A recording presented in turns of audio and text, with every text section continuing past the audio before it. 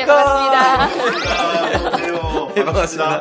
엘리트들에 대한 좀 거리감이 있거든요. 네. 저기 장기촌놈, 아주 수확한 경상도 말 수확한 장기촌놈. 가난한 농부의 아들 태어나가지고 정말 눈물 젖은 빵을 먹어보고 한 손에는 쇠고삐에 줄을 잡고 예. 한 손에는 영어 단어 책을 들고 공부했다. 그렇게 이제 뭐 전설처럼 많이 이제 퍼지고 있죠. 정말 전설이 같은. 보기를 좋아했거든. 책을 많이 보니까 글쓰기를 좋아하지. 예. 그는 문학으로 나는 관계로 나갔는데 문열이가 그 얘기를 했습니다. 그가 가보지 못한 길을 내가 가고 있고 내가 가보지 못한 길을 내 친구가 가고 있다. 그래서 이 세상에 가보지 못한 길은 없다.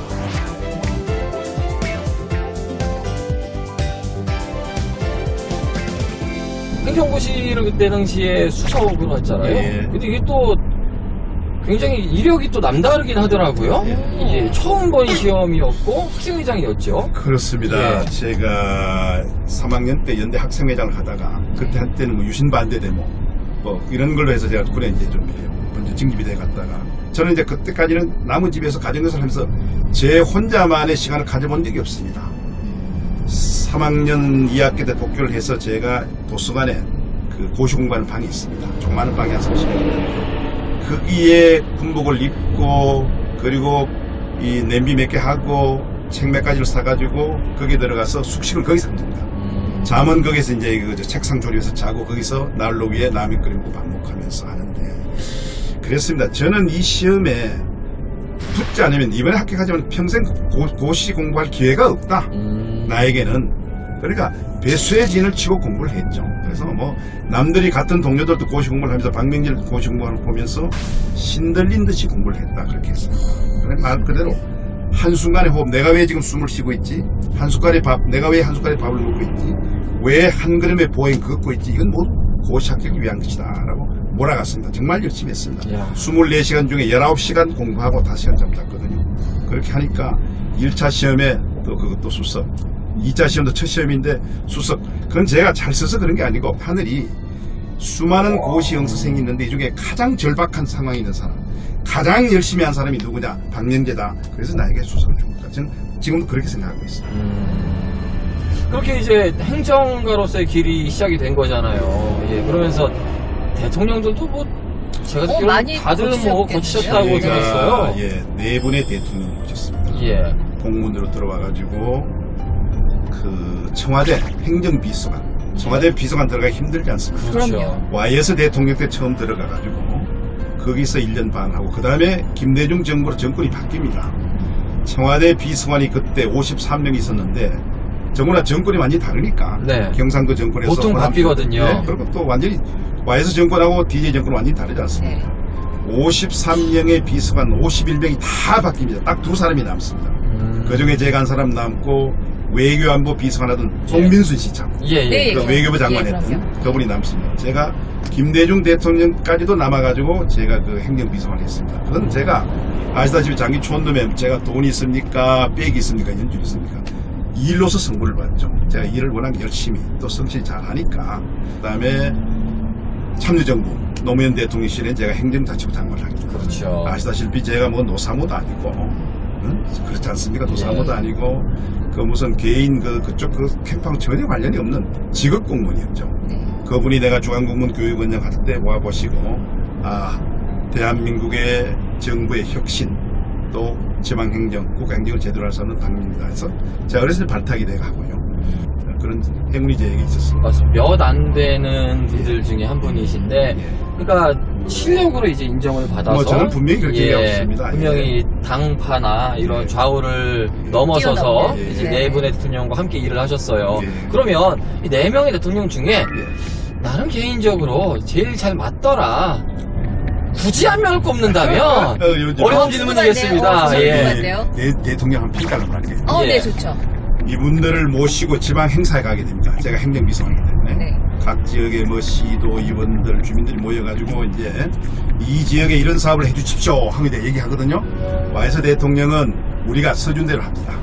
되게 우리가 가기 전에 각 지역에 이제 또 각 수석실 각 부처에 건의를 받아가지고 대통령이 이렇게 답하면 좋습니다 하면 답한 대로 되게 말하십니다. 예. 여기 보니까 이 지역에 이런 사업이 필요하다니 제가 검토하도록 하겠습니다. 이제 이렇게 답하시고요. DJ 대통령님은 그 해중을 잃지 않습니다. 하고 당신 생각대로 말씀하십니다. 아예 완전히 다르게 하기도 다르게 하시나요? 좀 다르게 또 하시고 어. 노무현 대통령은 우리가 해주라 그러면 말씀입니다. 뭐 이렇게 얘기합니다. 여기 지금 해주라고 했는데 내가 봐도 이건 해서는 안 됩니다. 이렇게 얘기합니다. 말은 카드인데 나는 했는데도 생각은 아니다. 여기 지금 뭘 하도록 하는데 저번에 이거는 이 사업이 이거 지금 맞지 않습니다. 이건 다른 데 줘야 됩니다. 좀 서운할 정도로 원리원칙 그렇게 얘기하시고요. 예, 그런 분입니다. 참 재밌는 얘기죠. 예. 그렇게 성격이 판하기 좀 다릅니다. 이거 예전 대통령들의 네. 이야기도 들으니까 재밌네요.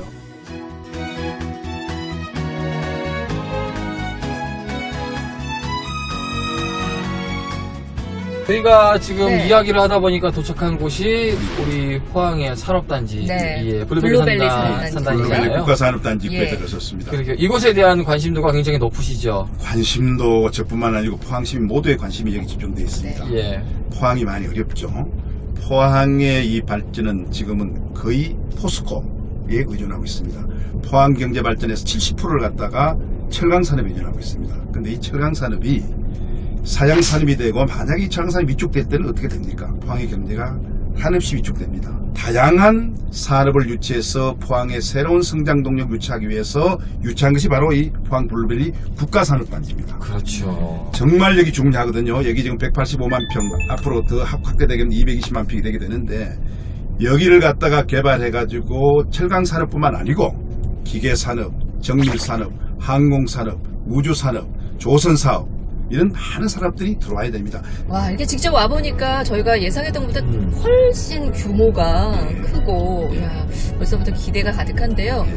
이름이 이제 블루벨리인데, 그럼 왜 또 블루벨리라고 썼을까요? 말 그대로 푸른 계곡이거든요. 예. 블루는 푸른 계곡, 벨리는 계곡이니까 주위가 굉장히 아름답고 또 이 푸른 색깔 돌지 않습니까? 블루벨리는 말 그대로 희망의 앞으로 청사진, 포항의 미래 발전의 청사진을 제시하는 그런 곳이기 때문에 그런 연유에서 블루벨리라고 이름을 지었습니다. 아름답지 희망을 않습니까? 상징하는. 예. 이름만 들어도 오히려 더 좋은 것 같아요. 네. 예, 공단이라는 이미지보다도 조금 더 깨끗한 이미지가 많이 들어서 예. 예, 굉장히 푸른 좋네요. 꿈을 실현하고 꿈을 만들어가는 그런 거죠. 앞에 또 파도가 푸르지 않습니까? 예. 동해가 또 푸른 색깔을 하니까 그런 의미도 있구나. 예, 그런 의미도 담아서 블루벨리라고 지었습니다. 꿈이라고 하셨는데 포항의 꿈이 이곳에서 좀 그렇습니다. 네. 여기 조금이 보시면 나왔으면 얼마나 좋겠다. 장대합니까? 예. 포항 포스코가 포항 발전의 원동력이 되었다면 이제 블루벨리가 제2의 포항 발전의 원동력이 돼야 됩니다.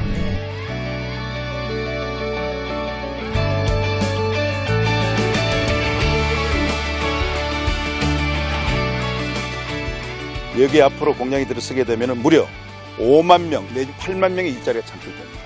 연간 22조의 부가가치효과가 납니다. 이곳에 자리를 잡은 이유가 있다면 어떤 걸까요? 우선은 포스코하고 가장 가까운 예. 여기에 이제 기업을 유치해가지고 포스코가 생산하는 철강을 원료로 해서 예. 기업을 유치하려고 합니다. 포스코에서 금방 원료 공급이 가능하고 예. 여기에 또 비행장이 있고 네. 울산 포항 고속도로가 뚫렸고 그래서 이제 우리가 필요한 것이 영일만 대교예요. 여기서 그냥 막바로 영일만 대교만 된다면은 굉장히 수송해도 그래서 좋기 때문에 여기를 택했습니다. 그래서 여기 많은 주민들이 정든 땅을 갖다가 내놓고 다 양보를 했거든요. 그럼 모든 보상도 끝났고 금년까지 1단계가 4월 달이면 다 끝납니다. 끝나고 이제 나머지 몇십만 평은 2023년도에 완성이 되는데 문제는 이제 기업을 유치하는 겁니다. 분양이죠. 예, 분양입니다. 분양인데 제가 이제 알아본 바에는 상업용지, 주택용지 다 분양이 되고 예. 다 분양하고 조금 이제 일부 나갔는데 전체 분양 면적 중에 3% 정도 나갔다고 합니다. 그래, 아쉽죠? 안타깝네요. 예. 이렇게 넓은데. 아마 이 그러게요. 방송 보시고 저희도 마찬가지였잖아요. 말로만 듣던 그 블루벨리 산업단지가 이런 곳이구나 하고 아마 많은 놀라셨죠? 시민분들 들으시고. 그러니까 저희도 관심 가지실 놀랐어요. 거예요. 많은 시청자도 네. 놀랐고 관심도가 올라갈 것 같습니다.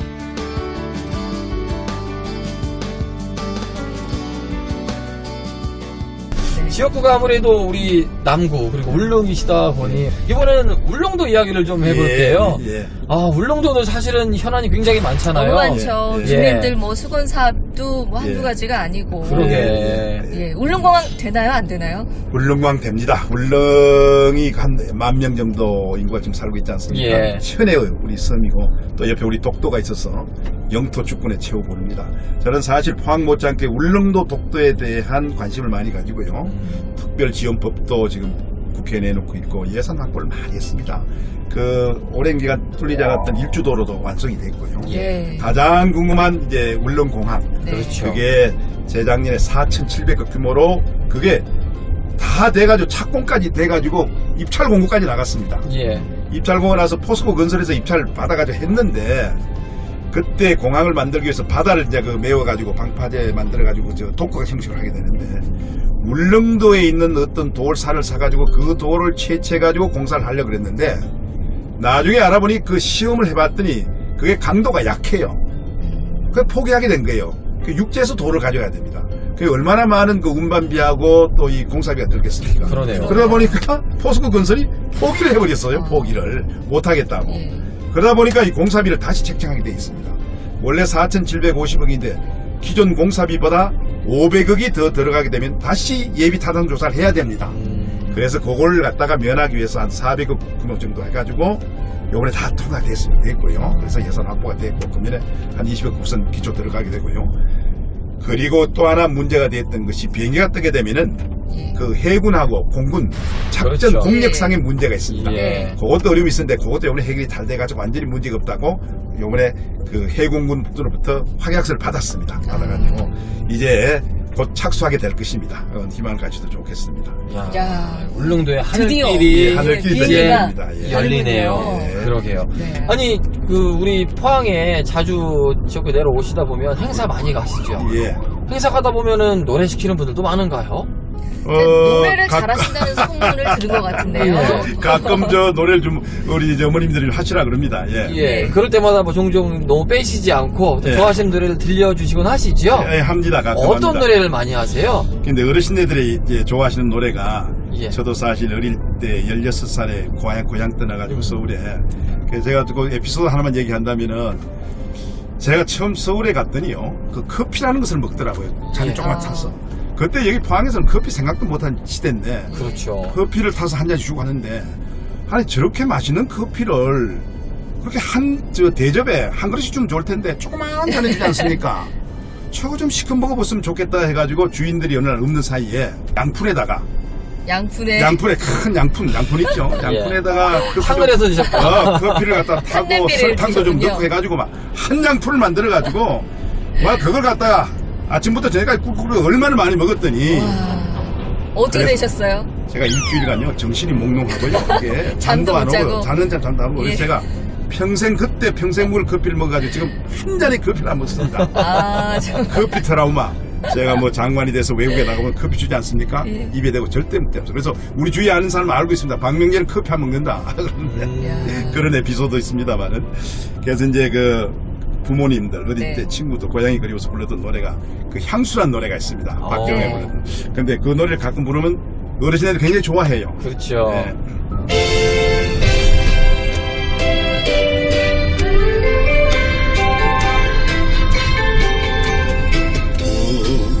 모 형제 이별하고 나서를 학원에서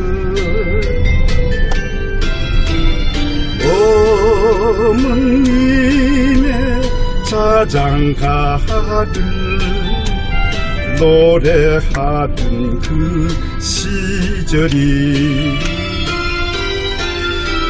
슬픔 속에 눈물 속에 흘러갑니다. 기적 소리 울 적마다 기적 소리 울 적마다 그리운 내 고향. 브라보! 와. 아이고 죄송합니다. 목소리가 좋으시니까.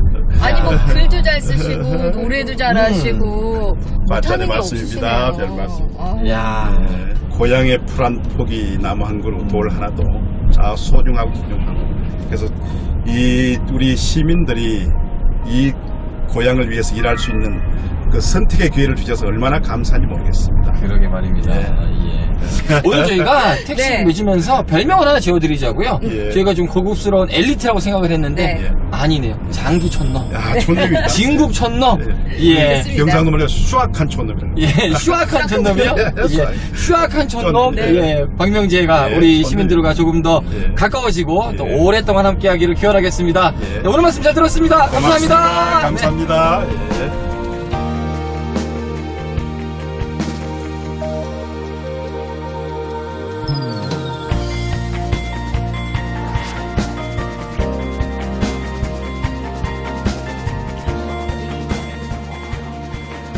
포항에 대해서 더 알고 싶고 어떻게 그려졌을까 궁금하네요. 오디션을 한다 하길래 네. 한번 이렇게 응모를 했는데 다행히 제가 감독님한테 뽑히게 됐습니다. 네. 감독님이 이렇게 찍다가 이렇게 마음에 안 들면 다시 여러 번 이렇게 찍으시더라고요. 네. 그 순간만큼은 제가 그 극중 인물이 되는 거잖아요. 영화를 찍는 과정이 참 이렇게 힘들구나 그런 걸 많이 느꼈습니다. 네. 그 대사 한 번만 해주실 수 있을까요? 그때? 주인공 돌아가는 등에다 대고 괜찮겠나 뭐 이런 데가 좀 짧은 한마디인데도 그 감정이 고스란히 느껴집니다.